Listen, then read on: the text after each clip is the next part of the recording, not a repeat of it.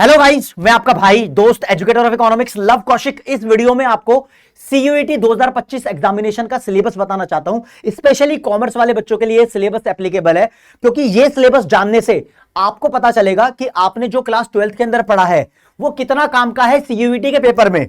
ऐसी क्या क्या चीजें हैं जो सीयूईटी में रिपीट होंगी, मतलब 12th में भी आई थी और सीयूईटी में भी आएंगी, और ऐसी कौन कौन सी चीजें हैं जो आपने 12th में पढ़ी हैं लेकिन सीयूईटी में उसका कोई वास्ता नहीं है।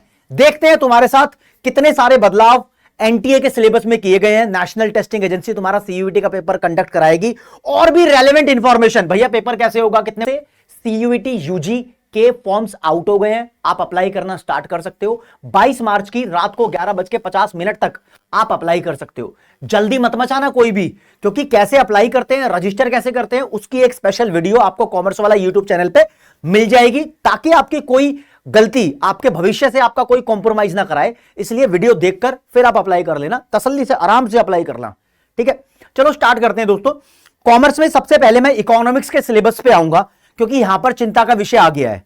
इकोनॉमिक्स के सिलेबस में पहले ही बहुत ज्यादा पनौती लगी रहती थी, क्योंकि देखो दोस्तों, पूरे इंडिया में सीबीएसई बोर्ड के बच्चे क्लास 12th के अंदर मैक्रो इकोनॉमिक्स और इंडियन इकोनॉमिक डेवलपमेंट पढ़ते थे, और सीबीएसई को छोड़कर बाकी सारी स्टेट बोर्ड के बच्चे क्लास 12th के अंदर इकोनॉमिक्स के तौर पर माइक्रो और मैक्रो को पढ़ते थे।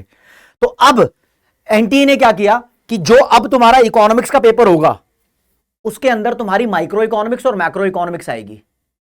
यानी जो सीबीएसई वाले बच्चों ने इंडियन इकोनॉमिक डेवलपमेंट पढ़ी 12th क्लास में, उसका सीयूईटी से कोई वास्ता नहीं रहा, उड़ा दी पूरी बुक। सीबीएसई वाले बच्चों ने 11वीं क्लास में माइक्रो इकोनॉमिक्स पढ़ी थी, क्या वही माइक्रो इकोनॉमिक्स आ रही है जो उन्होंने 11वीं क्लास में पढ़ी है? एक बार देख लेते हैं। कुछ बदलाव है दोस्तों, यहां पर एफर्ट डालने की तो जरूरत पड़ेगी। सबसे पहले आप लोगों को मैं यह बताना चाहूंगा, जो आपका इकोनॉमिक्स नाम का सब्जेक्ट है ना, उसको काफी सारे स्टेट के अंदर बिजनेस इकोनॉमिक्स भी बोलते हैं। तो इसका कोड भी आपको पता होना चाहिए, 309 इसका कोड है। ये इकोनॉमिक्स और बिजनेस इकोनॉमिक्स का सिलेबस आपके सामने ओवरव्यू दे रहा हूं। आप देख पाओगे माइक्रो इकोनॉमिक्स आ रही है आपकी पूरी की पूरी माइक्रो इकोनॉमिक्स आ रही है, और माइक्रो इकोनॉमिक्स का इंट्रोडक्शन, जिसमें माइक्रो इकोनॉमिक्स क्या होती है, central problem, production possibility curve, opportunity cost, सब आ रहा है। अब यूनिट 2 में कंज्यूमर बिहेवियर एंड डिमांड लिखा है। अब आपको यहां पर बताऊंगा दोस्तों, कंज्यूमर बिहेवियर एंड डिमांड वाले टॉपिक में इसने कहीं पर भी इंडिफरेंस कर्व मेंशन नहीं किया, लेकिन आप छोड़ के नहीं जाएंगे, ये कर देता है, क्योंकि 2024 के अंदर इसने कहीं पर भी प्रोडक्शन पॉसिबिलिटी कर्व मेंशन नहीं किया था यूनिट 1 के अंदर, लेकिन वो पेपर में आ चुका है। तो ना मेंशन करते हुए भी चीजें आ जाती है, धोखा कहीं से भी मिल जाए। 11वीं क्लास में सीबीएसई बोर्ड वाले बच्चों ने इलास्टिसिटी ऑफ डिमांड को कैलकुलेट करने का ज्योमेट्रिक मेथड नहीं पढ़ा, ये आ रहा है, तो आपको एडिशनली पढ़ना है। आ जाओ जी, आ जाओ। फिर माइक्रो इकोनॉमिक्स में आते हैं, production function, law of variable proportion का चैप्टर आता है, कॉस्ट का चैप्टर आता है, रेवेन्यू का चैप्टर आता है, प्रोड्यूसर इक्विलिब्रियम आता है, सप्लाई आता है, इलास्टिसिटी ऑफ सप्लाई आता है। वो सारा कंपोनेंट यहां पर कवर हो रहा है। लेकिन मुद्दे की बात, आपको एक बात बताऊं, आपने यहां पर सीबीएसई बोर्ड वाले बच्चों ने geometric method, elasticity of supply का भी नहीं पढ़ा था, लेकिन ये पेपर के अंदर आ रहा है। स्टेट बोर्ड वाले वो बच्चे हैं जो माइक्रो इकोनॉमिक्स में रिटर्न्स टू स्केल भी पढ़ते हैं, लेकिन सीबीएसई वाले बच्चों ने ये पढ़ा ही नहीं है। ये लॉन्ग रन का लो है प्रोडक्शन फंक्शन के अंदर, ये भी आ रहा है। वेरी डिफरेंट चीज जो तुम्हारे साथ हो रही है। अब देखो, फॉर्म्स ऑफ मार्केट की जब बात करें, परफेक्ट कंपटीशन है, मोनोपोली है, मोनोपोलिस्टिक कंपटीशन, ओलिगोपोली, इधर सिर्फ लिखा है परफेक्ट कंपटीशन आएगा। यानी स्टेट बोर्ड वाले बच्चों ने यहां पर मोनोपोली वगैरह पढ़ा होगा, ओलिगोपोली, मोनोपोलिस्टिक कंपटीशन, वो लिखा नहीं है, यहां पे नहीं आ रहा, तो मैं ये मानकर चलता हूं कि नहीं आएगा वो, क्योंकि पूरी प्रॉपर क्लैरिटी है यहां पर। फिर इक्विलिब्रियम प्राइस के अंदर चेंजेस कैसे होते हैं, डिमांड एंड सप्लाई के टूल्स कैसे यूज होते हैं, मैं आपको छोटा सा ओवरव्यू दूं। आपने देखे होंगे यार ये वाले डायग्राम, ऐसे डायग्राम बनते थे, कर्व शिफ्ट होता था, तो क्या इंपैक्ट होता है, तो वो यहां पर कंपोनेंट दिया हुआ है, प्राइस सीलिंग भी दिया हुआ है, प्राइस फ्लोर भी दिया हुआ है, कुछ एग्जांपल्स के साथ। ये माइक्रो इकोनॉमिक्स है। मैक्रो इकोनॉमिक्स पे आते हैं। मैक्रो इकोनॉमिक्स पूरे भारत के बच्चों ने पढ़ी हुई है क्लास 12th के अंदर, लेकिन सीबीएसई वाले बच्चों को थोड़ा यहां अलर्ट रहने की जरूरत है, क्योंकि यहां पर एडिशनल आ रहा है। मैक्रो इकोनॉमिक्स की जो पहली यूनिट है, national income and related aggregates, इसको मैं नेशनल इनकम अकाउंटिंग भी बोलता हूं, कोई फर्क नहीं पड़ता टाइटल में क्या रखा है, कंटेंट में ज्यादा ध्यान देना है। पूरा आ रहा है। सीबीएसई बोर्ड वाले बच्चों ने ये नेशनल डिस्पोजेबल इनकम का कॉन्सेप्ट नहीं पढ़ा, private income, personal disposable income नहीं पढ़ा। ये सीए फाउंडेशन की तैयारी में बच्चे पढ़ रहे होते हैं काफी हद तक, लेकिन सीबीएसई बोर्ड में नहीं पढ़ा, स्टेट बोर्ड में पढ़ रहे होते हैं। तो ये आ रहा है, आपको सतर्क रहने की जरूरत है कि एडिशनल तैयारी करनी बनती ही है। फिर आ जाओ जी, determination of income and employment पूरा वैसा ही आ रहा है जैसा आप लोग पढ़ते हो, सीबीएसई स्टेट सेम पढ़ते हैं लगभग। मनी एंड बैंकिंग पूरा का पूरा आ रहा है। बस एक चीज सीबीएसई बोर्ड के बच्चे नहीं पढ़ते हैं, मनी एंड बैंकिंग के अंदर वो कमर्शियल बैंक्स के फंक्शंस नहीं पढ़ते हैं क्लास 12 के अंदर, सीबीएसई बोर्ड के अंदर नहीं पढ़ते हैं। फिर गवर्नमेंट बजट पूरा का पूरा वैसा ही आ रहा है जैसा आप लोग पढ़ते हो, लेकिन सीबीएसई बोर्ड के बच्चे, फिर बताता हूं, ये डेवलपमेंट और नॉन डेवलपमेंट एक्सपेंडिचर, प्लान और नॉन प्लान एक्सपेंडिचर वो क्लास 12 में नहीं पढ़ते, लेकिन यहां पर आ रहा है। अच्छा जी, अच्छा जी, आगे आ जाओ।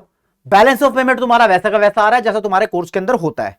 ये तो इकोनॉमिक्स का कोर्स था, लेकिन मैं आपको एक बात बताना चाहूंगा, 2024 में या उससे पहले जो भी इको का सिलेबस होता था, उस सिलेबस के अंदर राज्य पूरी की पूरी मैक्रो इकोनॉमिक्स आती थी, जैसी अब आ रही है वैसी ही आती थी, लेकिन सिलेबस थोड़ा क्लैरिटी से नहीं था पहले। मैक्रो का यहां पर क्लैरिटी से, यहां लिखा है प्राइवेट इनकम पर्सनल इनकम आएगा, पहले नहीं लिखा होता था, ठीक है ढंग से। आओ जी, माइक्रो इकोनॉमिक्स पहले आधी आती थी इलास्टिसिटी ऑफ डिमांड तक, इस बार माइक्रो इकोनॉमिक्स फुल आ रही है। इस माइक्रो इकोनॉमिक्स को सीबीएसई वाले बच्चे क्लास 11th में पढ़ते थे, तो बहुत ज्यादा मेहनत करने की जरूरत है उनको। अब तो फंस गए ना, बोर्ड के पेपर भी चल रहे हैं और सीयूईटी का सिलेबस भी आ गया। इन्होंने ना जाने क्या कर दिया तुम्हारे साथ, या तो ये सिलेबस पहले बताते ताकि तुम ढंग से तैयारी कर रहे होते, कमाल कर दिया। लेकिन प्रवेश बैच है अपना, प्रवेश बैच के अंदर सीयूईटी की तैयारी हो रही है, वहां पर किल कर देंगे, हम पूरी करा देंगे, उसको टेंशन मत लो। लेकिन तुम्हें भी तो करनी होगी यार, कराने वाला तो कराएगा ही, बच्चा भी तो करेगा, उसको भी तो टाइम चाहिए। पहले 2024 में इंडियन इकोनॉमिक डेवलपमेंट पूरी आती थी। अब क्या है ना, जो बच्चा रिपीटर है, जो बच्चा पिछले साल वाला है, वो सीयूईटी के चक्कर में बैठा होगा, कहेगा भाई इस बार तो सीयूईटी किल कर दूंगा, वो इंडियन इकोनॉमिक डेवलपमेंट पूरी करके बैठा था। जिन बच्चों ने पहले से तैयारी स्टार्ट कर रखी थी वो पूरी करके बैठे थे, उनका कूड़ा हो गया, ये आ ही नहीं रही है, कट गया, कोई बात नहीं, हम भी बेजोड़ मेहनत करेंगे, पूरी पावर लगा देंगे और किल करेंगे। एक मेन बात यही बता दूं कि सीयूईटी के पेपर में आपको 60 मिनट का टाइम मिलेगा सॉल्व करने के लिए। हर एक पेपर में 50 क्वेश्चन आएंगे, आपको 50 के 50 क्वेश्चन अटेम्प्ट करने कंपलसरी हैं। आपने किसी आंसर का, मतलब किसी क्वेश्चन का आंसर सही दिया है तो आपको 5 नंबर मिलेंगे, और अगर आंसर गलत दिया है तो -1 नंबर हो जाएगा आपका, यानी 1 नंबर कट जाएगा, नेगेटिव मार्किंग भी है। अगर कोई आंसर आप देते नहीं हो, अनआंसर्ड छोड़ते हो, उसका कुछ मिलेगा भी नहीं, कुछ कटेगा भी नहीं। तो 50 क्वेश्चन 5 नंबर के हिसाब से 250 नंबर का तुम्हारा पेपर है। आपको कम से कम 4 सब्जेक्ट देने ही है, मेरे हिसाब से 4 सब्जेक्ट दोगे तो हर एक सब्जेक्ट अगर 250 का है तो 1000 नंबर आपके सीयूईटी के हो गए। 1000 में से दिल्ली यूनिवर्सिटी नॉर्थ कैंपस में लाने के लिए कितने चाहिए होंगे? पहले से वो नंबर कम हो जाएंगे, क्योंकि पहले 50 में से 40 क्वेश्चन अटेम्प्ट करने होते थे। 10 क्वेश्चन मुझे नहीं आते, मैं छोड़ दूंगा, तो 40 में से पूरे 40 आने के मार्क्स के चांसेस पूरे होते थे, मतलब बहुत ज्यादा चांसेस होते थे कि बच्चे के फुल मार्क्स आ जाएंगे। यहां फुल मार्क्स आने के चांसेस अब बहुत कम हो गए हैं। तो मुझे लगता है कि 1000 में से बच्चों के 900 के आसपास नंबर आ रहे हैं, कम ज्यादा कुछ भी चलेगा, 920, 880 कुछ भी मान लो, कोई भी रेंज चल सकती है। इसके आसपास नॉर्थ कैंपस के अंदर एडमिशन हो जाना चाहिए। और श्री राम कॉलेज की बात करो या सेंट स्टीफन की बात करो तो वो कट ऑफ थोड़ी और हाई जा सकती है, लेकिन कुछ क्लैरिटी से कहा नहीं जा सकता, वो तो तब होगा, सब होगा। अब दूसरे सब्जेक्ट का सिलेबस बताऊं उससे पहले एक बात और जान लो दोस्त मेरे, कि भाई आपको सीयूईटी के लिए अप्लाई करना है तो 1000 रुपए की फीस है। अगर आप 3 सब्जेक्ट के लिए अप्लाई करते हो, जनरल कैटेगरी वाले बच्चे के लिए बता रहा हूं, 1000 रुपए, लेकिन 3 के लिए कोई अप्लाई करेगा नहीं बच्चे, मेरे को पता है ज्यादातर बच्चे 4 के लिए और 5 के लिए अप्लाई करेंगे। आई सजेस्ट 5 के लिए अप्लाई करना, ठीक है। फिर आप एक सब्जेक्ट एडिशनल अप्लाई करते हो तो उसके 400 रुपए लगेंगे, तो यानी अगर 2 सब्जेक्ट करोगे तो 800, 3 सब्जेक्ट आप दोगे 1000 रुपए, 2 एडिशनल सब्जेक्ट के 800 रुपए, तो टोटल आपकी 1800 रुपए फीस लगेगी। आपको एक लैंग्वेज देनी कंपलसरी है, आप इंग्लिश दो, हिंदी दो, 13 लैंग्वेज की लिस्ट है, जो आपको सूट करता हो वो दो। मुझे पता है ज्यादातर बच्चे इंग्लिश देंगे और उसके बाद बच्चे हिंदी भी देते हैं। आते हैं भाई साहब अकाउंटेंसी के सिलेबस पे, इकोनॉमिक्स हो गया, अकाउंटेंसी पे आ जाओ। देखो भैया, अब अकाउंटेंसी में सीबीएसई वाले बच्चों ने 12th क्लास के अंदर I hope non profit organisation NPO पढ़ा होगा, लेकिन वो तुम्हारा नहीं आ रहा। तो हर एक चीज 12th क्लास के हिसाब से सीबीएसई वाले बच्चों के फेवर में नहीं होती दिखाई दे रही मुझे। हां, आपका पार्टनरशिप पूरा आ रहा है, पूरा पार्टनरशिप आ रहा है, गुडविल आ रहा है, डेथ आ रहा है, एडमिशन आ रहा है, रिटायरमेंट आ रहा है, सब कुछ आ रहा है, प्रॉफिट शेयरिंग आ रहा है, डिसोल्यूशन भी आ रहा है, यहां पर आपको देखने को मिल रहा होगा, ठीक है। कंपनी अकाउंट्स पूरे आ रहे हैं आपके, इश्यू ऑफ डिबेंचर, फॉरफीचर, सब कुछ आ रहा है। अब फाइनेंशियल स्टेटमेंट में आप देखते हो तो आपके वो रेशियोज होती है, ratio analysis, cash flow statement, balance sheet होती है आपकी, और सिंपल फाइनेंशियल स्टेटमेंट जैसे कंपनी की मेजर हेडिंग्स के साथ बैलेंस शीट वगैरह बनाते हैं, तो वो सारी चीज यहां पर आ रही है। तो पूरी थ्योरी भी आ रही है कंपैरेटिव स्टेटमेंट्स की, कॉमन साइज स्टेटमेंट की, और ये पूरा आ रहा है। ठीक है, पूरे भारत के बहुत कम बच्चे होते हैं जो क्लास 12th अकाउंट्स के अंदर कंप्यूटराइज्ड अकाउंटिंग सिस्टम सीखते हैं। मैं बोलता हूं 5% के आसपास भी मुझे नहीं लगता जो सीखते होंगे, लेकिन ये सीयूईटी के अंदर आ रहा है। सीयूईटी के सिलेबस की एक गलत बात मुझे लगी है कि अभी तक उसने चैप्टर वाइज मार्किंग नहीं बताई है, और वो बताएगा भी नहीं, मुझे लगता है कि कौन सा चैप्टर कितने नंबर का आएगा। नहीं बताएगा, नहीं बताएगा भाई, नहीं बताएगा। ठीक है, आपको पूरा ही सिलेबस करके जाना, वो तुम्हारे ऊपर डिपेंड करता है, तुमने पूरा ही आना चाहिए, कहीं से भी कितने भी नंबर का आ सकता है, कुछ कह नहीं सकते। तो ये अकाउंट्स का सिलेबस था आपका। एक बार बिजनेस स्टडीज पे नजर डाल देते हैं भैया। अच्छा, अकाउंट्स को काफी सारे राज्यों के अंदर बुक कीपिंग के नाम से भी जाना जाता है। अकाउंट्स का सब्जेक्ट कोड है 301, इकोनॉमिक्स का सब्जेक्ट कोड था 309, इसको भी ध्यान रख लेना। आते हैं जी बिजनेस स्टडीज पे। बिजनेस स्टडीज का सब्जेक्ट कोड 305 है। ठीक है जी, बिजनेस स्टडीज के सिलेबस पे आते हैं। क्लास 12th का सिलेबस आना चाहिए बेसिकली, तो क्लास 12th का वही nature and significance of management, principle of management, business environment, ये पूरे चैप्टर आ रहे हैं। प्लानिंग भी तुम्हारा पूरा आ रहा है, ऑर्गेनाइजिंग भी पूरा आ रहा है, स्टाफिंग भी पूरा आ रहा है, डायरेक्टिंग भी पूरा आ रहा है। हो सकता है कि सीबीएसई बोर्ड वाले बच्चे इस पे ध्यान ना देते हो। डायरेक्टिंग के चैप्टर के अंदर इसके कुछ प्रिंसिपल्स गिवन है, आ रहे हैं भाई, पेपर के अंदर आ रहे हैं। अब देखो इधर लिखा है लीडरशिप की मीनिंग और इंपॉर्टेंस आ रही है। अबे लीडरशिप का कॉन्सेप्ट भी आएगा, उसके टाइप्स जो होते हैं ना वो भी पढ़ने ही पड़ेंगे। जितना इस पे लिखा हुआ ना उसके हिसाब से मत जाओ। टीचर की गाइडेंस की यहां पर आपको पूरी प्रॉपर जरूरत पड़ती ही पड़ती है, राइट। कम्युनिकेशन का पूरा आ रहा है, meaning, importance, formal informal communication, barriers to effective communication. यहां नहीं लिखा कम्युनिकेशन प्रोसेस के बारे में, लेकिन वो भी इसके अंदर इंक्लूड हो ही जाएगा। कंट्रोलिंग के अंदर देखोगे तो ये कंट्रोलिंग का कंटेंट है, बेसिकली सीबीएसई बोर्ड में यही वाला कंटेंट पढ़ाया जाता है। बिजनेस फाइनेंस के अंदर आप देख रहे हो कि आपका financial planning, capital structure, fixed working capital, लेकिन यहां पर दोस्त मेरे ट्रस्ट में वो डिविडेंड डिसीजन, फाइनेंसिंग डिसीजन, वो सब आएंगे। ठीक है, वो बिजनेस फाइनेंस के अंदर ही आ जाते हैं। ठीक है, आगे चलते हैं आपके लिए। मार्केटिंग का पूरा चैप्टर आ रहा है। अगर किसी बच्चे ने यहां पर ध्यान ना दिया हो कि भाई जो मेरा फिजिकल डिस्ट्रीब्यूशन होता है, प्लेस मिक्स बोलते हैं इसको, अगर आपने इसका रोल ना किया हो तो प्लीज कर लेना। आप इसके choice of channel of distribution के फैक्टर्स अफेक्टिंग भी कर लेना। ठीक है, ये भी करने बनते हैं। कंज्यूमर प्रोटेक्शन का पूरा चैप्टर आ रहा है। अब सीबीएसई बोर्ड वाले बच्चों ने एनसीईआरटी की किताब में एक चैप्टर गिवन होता है, ठीक है, जिसे बोलते हैं एंटरप्रेन्योरशिप डेवलपमेंट, एंटरप्रेन्योरशिप मैनेजमेंट होता था पहले इसका नाम। ये पूरा चैप्टर आ रहा है, सीबीएसई वाले बोर्ड के बच्चों ने नहीं पढ़ा, लेकिन अब सीयूईटी के लिए पढ़ना पड़ेगा। तो यहां पर स्ट्रगल है सीबीएसई बोर्ड वाले बच्चों के लिए, उसको काफी कुछ एडिशनल पढ़ना पड़ेगा। तो भाई साहब अब तुम्हारे सीयूईटी में स्कोर करने के चांसेस खुद नाप लो कि कितने बन रहे हैं, क्योंकि तुम्हारे लिए बहुत कुछ एडिशनल कर दिया। स्टेट बोर्ड के बच्चे थे उसको पढ़ते थे। आगे आ जाओ जी, एक जनरल एप्टीट्यूड टेस्ट है। कहते हैं भाई साहब ये मैंडेटरी है क्या? भाई साहब यूनिवर्सिटी टू यूनिवर्सिटी डिपेंड करता है कि कहां पर कौन से कोर्स में इसकी रिक्वायरमेंट है। यूनिवर्सिटी ऑफ दिल्ली में सभी कोर्सेज के अंदर इसकी रिक्वायरमेंट नहीं है। वो यूनिवर्सिटी ऑफ दिल्ली की इंफॉर्मेशन बुलेटिन आएगी, उसके बाद ज्यादा क्लैरिटी से देखा जाएगा कि कहां कहां पर इसकी रिक्वायरमेंट है। लेकिन एक बात क्लियर है, जिन बच्चों के पास क्लास 12th के अंदर एंटरप्रेन्योरशिप था या फिर उनके पास सब्जेक्ट था लीगल स्टडीज का, तो उनको वो पेपर सीयूईटी के तौर पर देने को नहीं मिलेगा। उसकी जगह अगर वो देना चाहते हैं तो जनरल एप्टीट्यूड टेस्ट, इससे पहले जीटी बोलते थे, अब आपको जीएटी बोलना पड़ेगा, ये देना पड़ेगा। ठीक है जी, तो उन बच्चों के लिए तो मैंडेटरी हो गया है। अब इस जीएटी में कितना सिलेबस आएगा, पहले तो इसका सब्जेक्ट कोड भी देख लो भाई। जीएटी का सब्जेक्ट कोड 501 है। चलो जी, इसमें क्या क्या आएगा क्लैरिटी के साथ, बहुत छोटा सा सिलेबस है। और लो जी मित्रों, ए ऐसे करके समझते हैं इसको, देखो नीले रंग से समझाऊंगा, रंग बहुत हो गया लाल।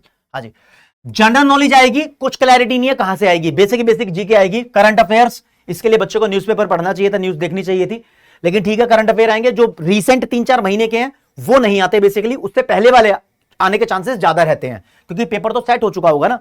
यानी बेसिकली मैं बात करूं तो आज अगर ये मार्च का महीना चल रहा है तो यहां तक के करंट अफेयर्स आप करके चले जाना, ठीक है ना। हाँ, जनरल मेंटल एबिलिटी और न्यूमेरिकल एबिलिटी, कुछ न्यूमेरिकल्स लाइक कुछ नंबर्स होंगे, उससे रिलेटेड कोई कॉन्सेप्ट बिल्ड कर देंगे। वो क्वेश्चन को देखते ही एक बड़ी एज के लेवल का बंदा क्रैक कर लेता है, लेकिन आपकी एज के अंदर मतलब पढ़े लिखे बंदे को उसको स्ट्रगल करना पड़ेगा, तो सीख लेना उसको भी। इसकी भी कोचिंग होती है प्रवेश बैच के अंदर। रीजनिंग आएगी, जहां पर दोस्तों 10वीं क्लास से नीचे का मैथ्स यूज होता है। 10वीं क्लास से किसी के पास 11वीं 12वीं मैथ्स नहीं था, कोई बात नहीं, वो बहुत सिंपल मैथ्स यूज होता है। अर्थमेटिक, अलजेब्रा, ये सब चीजें यूज होती है। स्टैटिस्टिक्स, मेंसुरेशन, ये सब चीजें यूज होती है, लेकिन सीखना इसको ही पड़ेगा। ये तो सिंपल रीजनिंग थी। एक लॉजिकल और एनालिटिकल रीजनिंग भी होती है, डायग्राम के हिसाब से पहेली बुझाना। रीजनिंग का मतलब मैं बोलूंगा पहेलियां एक तरीके से आती है, डायग्राम की फॉर्म में, नंबर्स की फॉर्म में आपको बताना पड़ता है कि बताओ अगर मैं ई को बोलूं 5, जे को बोलूं 10, तो टी को क्या बोलूंगा, ऐसे नंबर। भाई एबीसीडी में ई आता है मेरा 5वें नंबर पे, तो 5 बोल दिया। जे आता है 10वें नंबर पे, 10 बोल दिया। 15वें नंबर पे ओ आता है, उसको 15 बोलना चाहिए। 20वें नंबर पे टी आता है, उसको 20 बोल दो। वाई आता है 25वें नंबर पे, ऐसे बोल दो इजोटी 5, 10, 15, 20, 25, ऐसे कुछ करके ट्रिक्स होती है। तो मैंने अल्फाबेट बताए हैं, कुछ और भी डायग्राम से आ सकती है, वो रेस्पेक्टिव टीचर आपको अच्छे तरीके से सिखा पाएंगे। जनरल साइंस आएगी, इन्वायरमेंटल लिटरेसी आएगी, इन्वायरमेंट की जो लिटरेसी है लाइक पोल्यूशन हो गया, एयर क्वालिटी इंडेक्स हो गया, बेसिक साइंस के कॉन्सेप्ट्स आएंगे जो एक इंसान को पता ही होने चाहिए। वो हेल्थ डाइट भी हो सकती है, फिजिक्स केमिस्ट्री बायो की कुछ बेसिक चीजें भी हो सकती है। इसके अलावा मेरे दोस्त आपका कोई और दूसरा सब्जेक्ट है जिसको आप जानना चाहते हो तो मेरी बात जरा ढंग से समझना। मैंने क्या किया, मैं गया यहां पर गूगल के सर्च इंजन पे, देखो कैसे गया था, ए अभी आपको समझा देता हूं आपको क्लैरिटी के साथ। हाँ जी, मैं गूगल के सर्च इंजन पे गया, मैंने लिखा सीयूईटी एनटीए यूजी 2025, तो मेरे को पहले लिंक में 2024 लिखा हुआ दिखाई दिया, तो मैंने लिंक नीचे देखा, यहां 2025 लिखा हुआ था। यह वेबसाइट खुल गई है सीयूईटी की। आपको अपने दूसरे रेस्पेक्टिव सिलेबस देखने हो सब्जेक्ट के, तो ये इंफॉर्मेशन पे क्लिक करना, इंफॉर्मेशन बुलेटिन यहां से खुलेगी और सिलेबस यहां से खुलेगा। सिलेबस खुल जाएगा, ये सभी सब्जेक्ट का सिलेबस लिखा हुआ है, आपकी लैंग्वेज वगैरह सारी चीज यहां पर गिवन है, ये लिखा हुआ सिलेबस हर एक चीज का। ओके रिपोर्ट है। अगर आप इंफॉर्मेशन बुलेटिन अलग कुछ और इंफॉर्मेशन जानना चाहते हो तो उससे रिलेटेड ये है, इंफॉर्मेशन बुलेटिन खुल जाएगी, आप इसको यहां से डाउनलोड कर सकते हो। ठीक है, ये पूरी इंफॉर्मेशन बुलेटिन खुल गई है, इस पे पूरा इंडेक्स गिवन है, एनटीए क्या होती है, मोड ऑफ एग्जामिनेशन क्या होगा आपका, मोड ऑफ एग्जामिनेशन क्या होगा, सीबीटी मोड होगा, कंप्यूटर बेस्ड टेस्ट होता है। हाँ, ऑफलाइन एग्जाम नहीं होगा, आपको सेंटर पे जाना पड़ेगा, आप सेंटर पे जाओगे, पेपर दोगे, मल्टीपल शिफ्ट में आपका पेपर होगा। हो सकता है कि एक पेपर इकोनॉमिक्स और बिजनेस स्टडीज का आ जाए तो अकाउंटेंसी और इंग्लिश का कल है, ऐसे कुछ भी हो सकता है। मल्टीपल शिफ्ट में होगा, नॉर्मलाइजेशन भी हो सकता है मार्क्स का। नॉर्मलाइजेशन क्या होता है, अलग अलग शिफ्ट में जब पेपर होते हैं तो हो सकता है कि कोई पेपर डिफिकल्ट हो, कोई पेपर ईजी हो, तो वो देखते हैं कि जिस शिफ्ट में बच्चों के सबसे ज्यादा नंबर आए हैं वो पेपर बहुत ईजी था, या बोले तो जिस शिफ्ट में बच्चों के सबसे कम नंबर आए हैं वो पेपर सबसे टफ था। तो उनके बेसिस पे क्राइटेरिया सेट करते हैं, और जिन बच्चों का जो भी स्कोर होता है, यानी मान लो कि 4 शिफ्ट में पेपर हुआ, एक शिफ्ट में मेरा, एक शिफ्ट में मेरे दोस्त का, एक शिफ्ट में तुम्हारा, एक शिफ्ट में तुम्हारे दोस्त का, चारों शिफ्ट में इकोनॉमिक्स पेपर हुआ, तो एक शिफ्ट में सबके नंबर फुल आ गए मान लो, या ज्यादा आ गए कंपेरेटिवली, तो उस शिफ्ट को माना जाएगा आसान। उसके बेसिस पर मैथ्स लगा के जो दूसरे शिफ्ट के पेपर थे उनसे कंपेयर करेंगे, और सबका स्कोर जो सबने असलियत में मार्क्स गेन किए होंगे उसको बदल देंगे। खैर वो नॉर्मलाइजेशन को बाद में समझा दूंगा मैं, बदलाव हो जाता है जो भी तुम करते हो। पैटर्न ऑफ क्वेश्चन पेपर मैंने बता दिया, 1 घंटे का होगा। एलिजिबिलिटी कोई एज लिमिट नहीं है, बच्चा 12th के पेपर देना होना चाहिए या 12th पास होना चाहिए। जो रिपीटर्स हैं, पिछले साल के हैं, ड्रॉपर्स बोलेंगे उनको, उन्होंने 12th पास कर रखी होगी और आप 12th की तैयारी भी कर रहे होंगे, तो सब अप्लाई कर सकते हैं। एज की कोई लिमिट नहीं है, कोई दिक्कत नहीं है। हाँ, जिन बच्चों ने 12th क्लास में कोई सब्जेक्ट नहीं पढ़ा है तो उसका भी पेपर वो दे सकता है सीयूईटी में, लेकिन मेरे हिसाब से वो व्यर्थ है, इतना काम नहीं आएगा। बहुत सारी यूनिवर्सिटीज उसको माने या ना माने, उन पर डिपेंड करता है। और हाँ, क्या सिर्फ कॉलेज में एडमिशन लेने के लिए सीयूईटी के लिए अप्लाई करके छोड़ दो? नहीं, सीयूईटी के लिए अप्लाई करो, इसका पेपर दो, और जिस भी यूनिवर्सिटी में आप एडमिशन लेना चाहते हो उसके लिए अलग से अप्लाई करना पड़ेगा। वो जब अप्लाई करना पड़ेगा, कॉमर्स वाला यूट्यूब चैनल है A to Z सॉल्यूशन आपको देने के लिए तैयार है, तैयारी भी करवा रहा है प्रवेश बैच के अंदर। दोबारा मैंने रिपीट कर दिया, हाँ, पीडब्ल्यू के मोबाइल ऐप पे आपको मिल जाएगा, और ईच एंड एवरीथिंग आपको धीरे धीरे बता दिया जाएगा। और ये जो भी यहां पर लिखा हुआ बेसिक चीजें मैं आपको बता चुका हूं, और कैसे इसके लिए अप्लाई करना है। ठंड रखो, जल्दबाजी मत मचाना, कोई भी भाई के साथ बने रहो, ओके रिपोर्ट करके ईच एंड एवरीथिंग क्रैक कर लेंगे। आज के लिए इतना ही, थैंक यू सो मच, जय हिंद, जय कॉमर्स, नमस्कार, धन्यवाद।